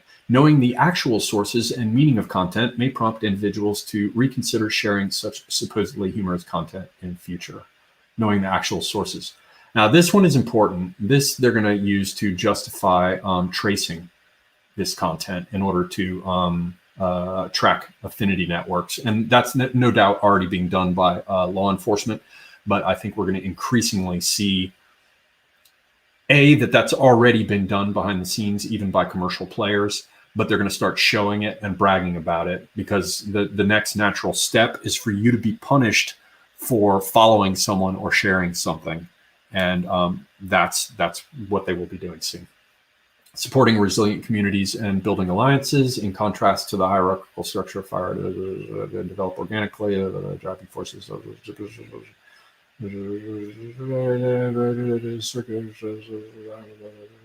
Practitioners need to accept that artificial interventions from the outside often do more harm than good. Yeah, like your paper, fool. In fact, to reveal oneself as being a practitioner and stating one's mission in online forums is likely to end it. So now they're literally telling you, dissimulate, and they'd appear condescending. To conceal one's identity may cause ethical problems. Sure it would. Sure it would. Build up effective partnerships with social media. Okay, so don't misrepresent yourself. Subvert people whom you'll pay to spread your message. That's one. 2, foster trust and credibility. Yeah, sure. Good luck with that. Good luck with credibility, Mr. Use open societies in the first paragraph. Online space is subject to rapid and highly dynamic changes. Identification and knowledge are the first steps towards overcoming this particular challenge. Is be able to identify far-right codes and imagery, masking humor. Sure. Understand dissemination strategies. Sure. Whatever. Sure you will. Be aware of the different push and pull factors. Now you're just saying the same things over and over again because you don't really have anything to say. Civic education should also play a key role in terms of dispelling and confronting many of the myths that circulate in these online communities. Oh, that'll be fun. That'll be fun. I'd like to see them take some of the funniest memes that are the most true, that derive all of their humor from the fact that they're blatantly obvious and yet everyone pretends they're not true. I'd like to see you undertake some civic education to address those. Good luck with that.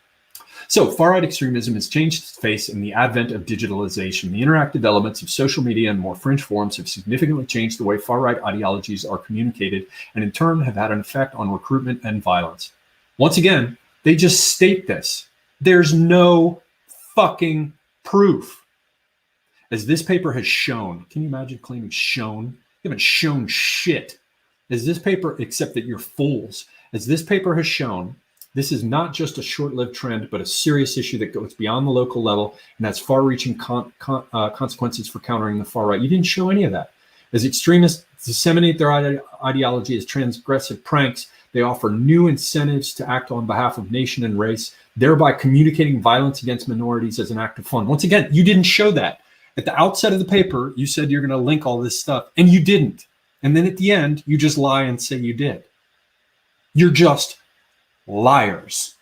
Yet these jokes are not funny anymore. The violent fantasies that are woven into these witty narratives may function as serious accelerants of mass violence that need to be countered as such. So, yeah, ladies and gentlemen, this is all, what do you call it? Bullshit? Pure bullshit. So we've got what, I don't know, a little over 20 minutes left. If you have any anything that you want to address me with, then do me a favor and put a little at Semigog on it, so I will see it. Oh, Donovan Warland is in the house, my buddy.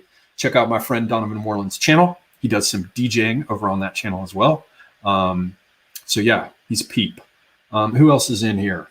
Who else has been in here that I didn't see? I see BDB. BDB, hello. Robin Watertree in the house. Jay Ragnarsson is in the house. Roger that. Who else do we have hanging out? We have any questions, people? I'm going to smoke a cigarette. Yeah. I just did all that reading and I didn't smoke because I didn't want my voice to get all scratchy when I was doing this Anthony Fauci accent. All right. What do we got here? Oh, that's what I'm talking about. This is homage to John D. Whoa, Apostolic Majesty in the house. Fine gentleman. Highly recommend his channel. I am not joking around. Anyone who is not subscribed to Apostolic Majesty should go over and subscribe to his channel. Not only is it great content, he's a wicked historian. I once kind of sneered at him like doing a thing about Ottoman history. And it's a good thing I did because that's one area where I actually do know a little bit of the history. And in the one area where I did know something, I was deeply impressed. And that is not even his area. So check out his channel if you want an excellent example of someone who's trying to seize and grasp greater and greater units of the history, particularly of Europe, in order to form a complete view. So many people get lost in the nits and the picks and the bullshit, or what Fritz Lieber called in one of his Fafhrd and the Grey Mouser story, the curse of the smalls and the stars. They lack context. And Apostolic Majesty is, he's just good that way. Really, really good. Cannot recommend that channel enough. Seriously, very good. Go and subscribe. Okay, what else is in here?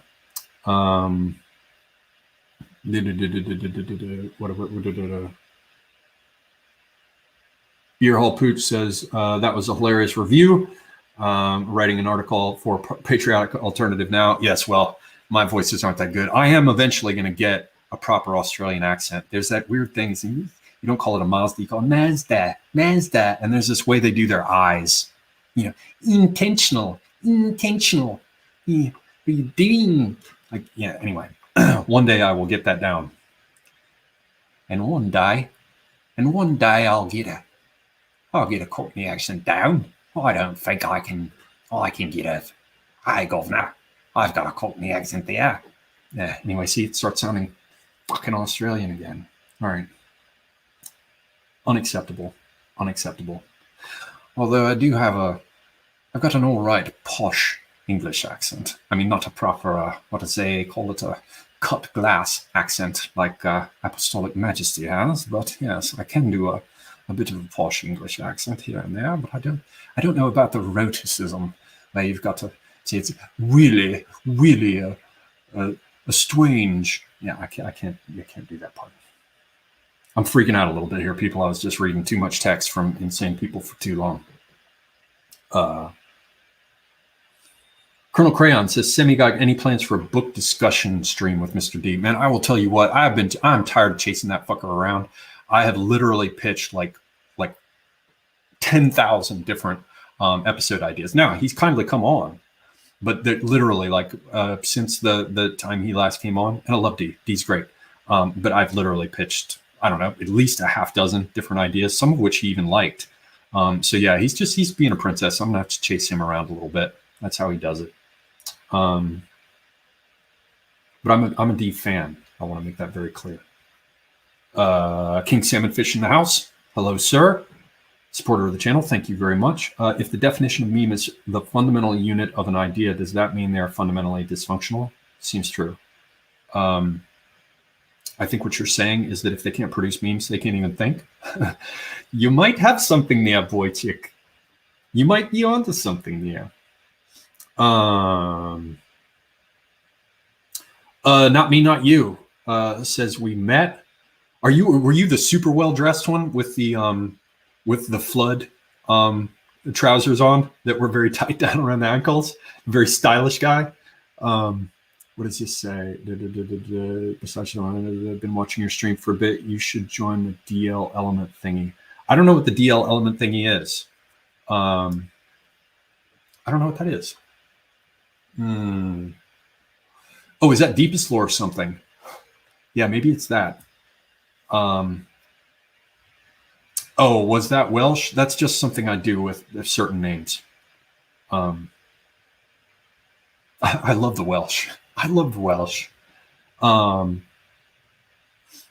Philosophicat is in the house. Hello, Miss Lady. I also recommend her channel, particularly if you want to get down with some Evola information. She goes way deep on the Julius Evola material. Also, Kat, we're supposed to do a stream together soon. So get in touch with me about that. I came up with something to fill this Wednesday since you didn't get back to me. But perhaps the next Wednesday, let us see. I'm an honorary Australian just on the basis of how much I cost. Okay. Yeah, I still can't even. I can't do Australian. I could. I just need to hang out with Aussies for a little bit more. If I'm around them, I can mimic almost anything. But I'm still working on Morgoth. Hello again, the assholes. Morgoth, yeah. There's that thing where it's like, what is it? Power. And then there's that EA sound. We are. I can't do the vowels. Even Pharaoh, no. There's all the English vowel shit is just weird. Like, or just think like Scots where they'll be like, heim. No, it's home. And they're like, no, it's heim. That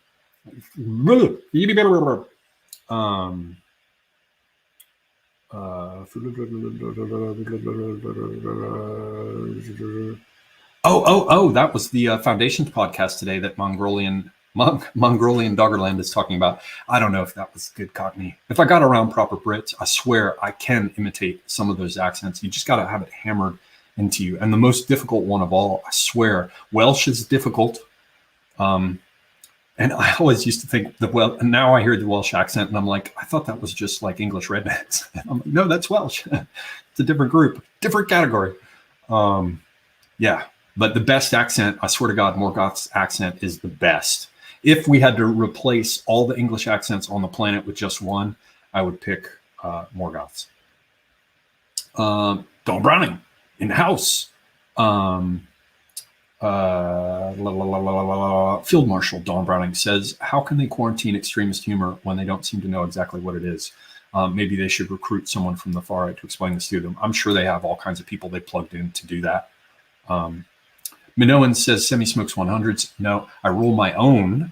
and it just so happens that the machine I use to roll them works better with the 100s. I can roll it looser, so it draws. Delicious tobacco. Deep lore chat. Yes, not me, not you. I will take a look. Man Ray of Hope says, my old hillbilly friend doing okay. That's Tim. As I have been saying, I have seen, the good news is, the bad news is I've seen him better. The good news is I've seen him worse. I actually talked to him twice last week, and he had an appetite, was eating these big bowls full of freshly cut fruit. His wife did for him. He was sitting up at his computer. I mean, he's still screwed up, but he seemed much better. I think the big question now is, will it stick?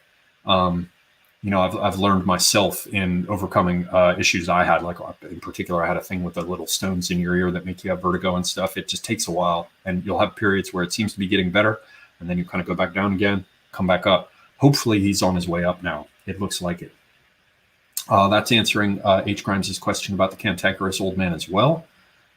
He even talked the last one I was talking to him last week. In one of those discussions, I talked to him almost 2 hours. It was a little over an hour and a half. He was talking about coming back on. So fingers crossed. Sandman says, can I do South African? No. I mean, they have a couple of the vowels that they share with the with even Kiwis and the Aussies, but there's something more clipped about it. And there's something where they swallow I can't even do it. There's a way they swallow the sounds that I can't quite do. Yeah. Caught me fishwife.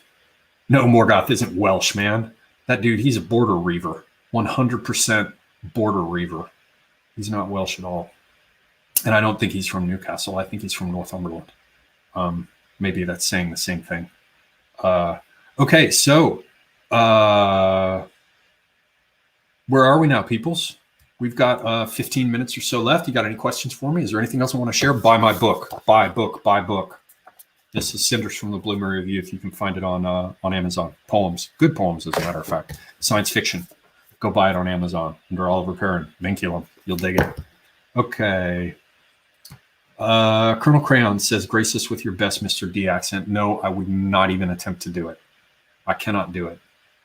I would not do it. Plus, if I were going to try and do that, you do not screw with somebody like D unless you get it perfect. See, he'd hate you if you got it wrong, and if you got it just right, you could do it once, and he'd laugh. And then after that, every time he'd hate you. So no, if I'm ever going to do that, I'm going to get it once, and I'm going to get it right. Okay, Minoan explained. Suburb of Newcastle. All right. Kat Spicken says, can I send you folding money for one of those books? Let me think about it. I appreciate your interest. It's just such a pain in the ass to package it and do all that stuff. And I may well be moving soon, so my P.O. box may change. I'll let you guys know about that once it comes up.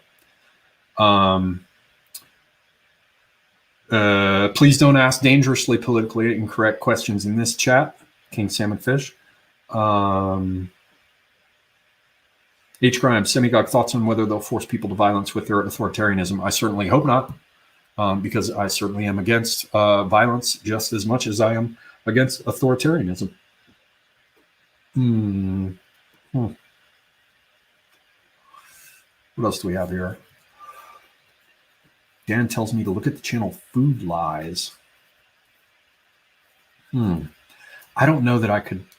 I don't know if I can watch anything about vegans. That's black pill inducing, doomer faced horror show shit. Sorry, I'm trying to straighten my laptop here.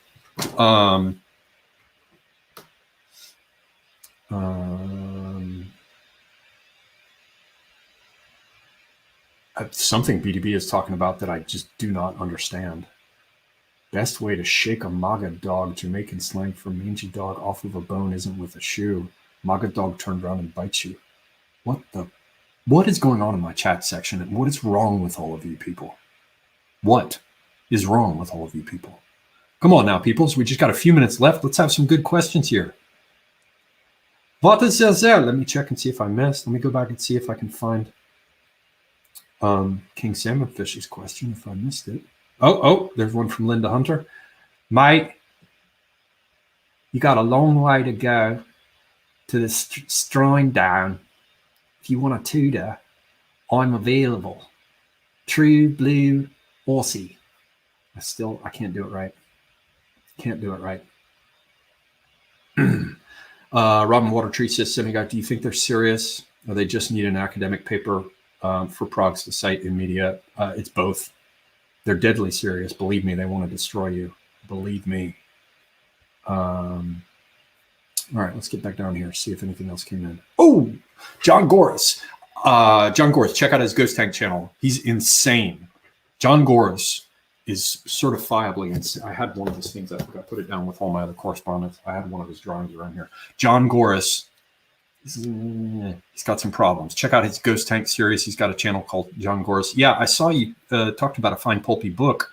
And if it was recently, I've checked my P.O. box several times and didn't find anything. Now, if you did what you have often done, which is put inflammatory imagery, it's going through a post office, which means all the postal workers see it, which means, you know, I'm probably on a special FBI list because of you. God protect me. Now, John Goris does not do anything illegal, mind you, with what he sends me.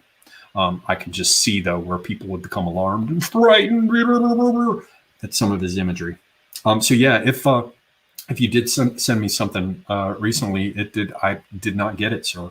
I'll check again. I'm going to be going back up to the post office in the next week or so. Sandman asks about my thing about signals and theory. The book is waiting. I just have one last little bit of Ottoman in my book, and I want to finish that translation. And as soon as that book's done, I'm starting on a sci-fi book, more fiction, and I'm going to be working on that book on Marx, which I have substantially outlined now, finally. Nullis, hello, sir. Another friend of the channel.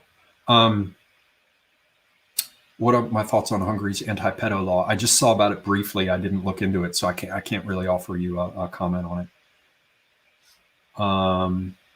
Wandering Panda says, I'm a pipe man. Well, I am also a pipe man. You see those right there? That's a rack of pipes. I'll be smoking them. I just prefer to do it in cold weather. I don't like smoking pipes in the heat. Funk Finger is out. Thanks for coming in. Mongolian Doggerland says, thoughts on Rudolf Steiner. Be it in general, his schools of salvation medicine hesitancy associated with them. I don't know. I've got a few books on his educational stuff. I haven't really read it yet. It's in my library and I haven't gotten to it yet. I've got some of his stuff. He did quite a bit of research on Nietzsche early on that he did.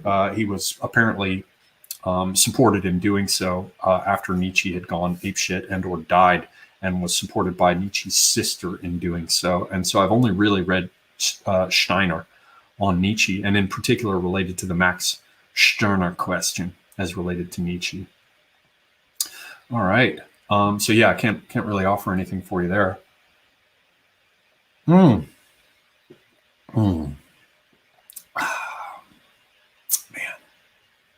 Ladies and gentlemen, there's something about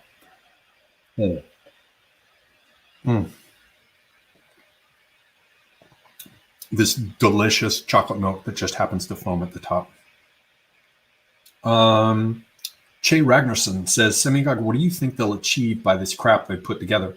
They'll just create more in their string of citations to stone soup this into reality, to basically gaslight everyone into believing that, you know, all the people who make jokes online want it to be violent. And so it becomes justified then to stop it, because if you were funny, it would lead to violence. When in reality, what it is that humor is highly effective, as these people even stated in their paper. These deeply dishonest shitbirds. GSP in the house. Hello, sir. Thanks for checking it out. Looks like France is at the forefront of the COVID struggle. What do you see happening in the rest of Europe? I don't know at this point. It's a little bit early, but I got a feeling something's going to pop. There's more coming, and I feel like when it happens, it's all going to happen at once. I don't mean like people are going to suddenly get violent. I mean, they're going to be perspective changing events that are going to happen almost like chain fire in terms of public perception, not like terrorist attacks or anything like that, which I am strongly and fully against. But I think there are going to be some things that happen soon. I still do believe it. But I'll tell you, if it doesn't happen by the end of August, I'm going to start thinking the likelihood's just going down, and perhaps we are all just going to be flushed down the toilet. Who knows? Linda Hunter saying that I enjoy pleasing to see you enjoy simple pleasures. There's sometimes called vices. Yeah, they're almost habit forming, I must say, actually. Only bad habit I have is the tobacco. The alcohol is really, these days, it's like once a week on a stream, or if I talk, if I'm talking to my friends that I really, really enjoy talking to, I'll have a drink when I talk to them. All right. So, yeah, 5 minutes left, people. Anything? You guys, by the way, if you've got concepts for shows or episodes that you think I should do. Oh, Sunrabbit's in the house too, man. Hello there. Been a while. Let me know. You can do that in the chat section. You can come over and follow me on Twitter and do it over there as well. Yeah. Red-haired Gibbon has a question about the things that I'm not supposed to discuss on YouTube. I think you can probably guess the answer. And if you can't, why would I even bother answering? All right, this is it. This is the countdown, ladies and gentlemen. We're now down to 4 minutes. 4 minutes. What's going to happen? Is there a last great question? Okay, here's one from King Salmonfish. Okay, I'll make it more tame. Do you think crypto is secure and decentralized? I do not. Yeah, I think it is, but it isn't. I think it is sufficiently secure and decentralized to allow it to grow to a certain point. But taken as a whole, in terms of all the real life things that impact whether you can use that money or not, at the end of the day, it isn't. But it will continue to seem appealing for enough people for a long enough period of time to help bring over a certain cadre of early adopters to help drive more and more people online help drive more and more people to use similar services when the time comes to move it all online, so that all financial activity can be tracked with even more granularity than it can be at present. Colonel Crayon says, how many tattoos do you have? I have a Ganesha tattoo back here. I have a tarot card tattoo here. I got this thing that runs down the sides and one in the center, and that's it. But I have a friend who's a tattoo artist, so maybe I'll get some more soon. Let's see. BDB, I have not read Walden 2. Linda Hunter, strategies to counter a certain type of propaganda, could be a whole show. Yeah, I don't want to go there. They'll come and spank me. That's stuff I'm not allowed to speak about. Minoan says, does buy book buy realize you have a Cossack costume? Maybe, but I have to tell you, that's not a Cossack costume. That is a Caucasian costume. The Cossacks took it and imitated it. That is an original, although the bushlik on top, the hood thing wrapped around with the scarf elements thrown back over the shoulders, that is actually World War I issue bushlik from the Russian military. It's got the silver coin as a kind of button. The Astragan hat is probably a dervish's hat, but it went well. I still have to get a proper beshmet, and I'd like to get an antique one to match everything else, because all the rest is antique, but I might have to buy a new one. That's why you got the missing white triangle there on the chest, because I need the shirt, and it has to be the proper high collar. But the gaziri, or barutluk, the powder cartridges in the pockets, the shirt has original gold galloon. It's all roughly between 1900 and say 1917. The dagger and the rest are late 19th century. Niello, the belt, and it's got original boots too. But it's not Cossack. It's Caucasian. I don't know if it's Georgian or Circassian or Ingush or whatever, or Dagestani, but it's well, some of the weapons are certainly not. But I can be more precise about them, but I can't be more precise about the fabric, the clothing. Dawn Browning, yeah, I saw that the Czechs have even more protection now for their firearms and their use of their firearms, which is a very, very good thing indeed. Okay, ladies and gentlemen, this is it. I want to thank you all for being here. Thank you very much for putting up with my insane rant as I went through that reading. It's a pleasure to have you all here. I hope you will join me again soon. I believe this Wednesday, I've got something coming up with my friend Jolly Scholar 888. We're going to be revisiting Cuba in terms of what happened there with that. So that's it for me, ladies and gentlemen. It's been a great pleasure to talk with you all. I thank you very much again. Follow me on Telegram. Follow me on Odyssey. Buy my books. Buy my books. That's it. I'm Semigog, and I am out.